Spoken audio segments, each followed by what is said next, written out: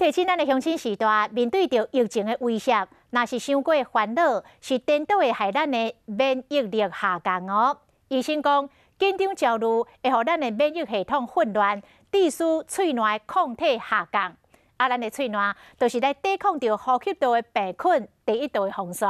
所以医师来建议，莫一直想迄个疫情的代志，会当做深度的呼吸，互心情放松，维持身体的免疫力。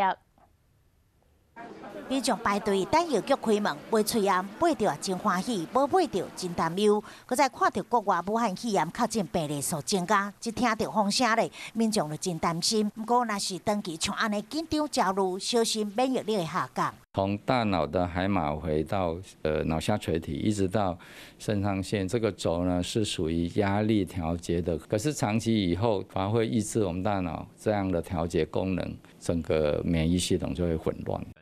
医师讲，国外有研究，长期情绪紧张的人，脑内面的抗体明显下降。这脑又果是抵抗呼吸道疾病第一道防线，所以伤过紧张颠倒容易破病。因此，疫情的信息，民众虽然爱去掌握，但是不能一直去想。医师嘛，传授转移注意，放松心情，维持免疫力的方法。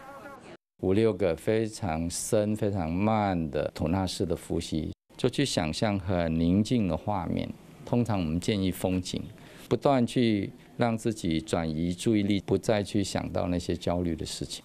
医师提醒，若是焦虑的情况已经严重到心无法度静落来，甚至出现失眠的症状，就要马上到身心科就诊，寻求协助，才袂互症状恶化。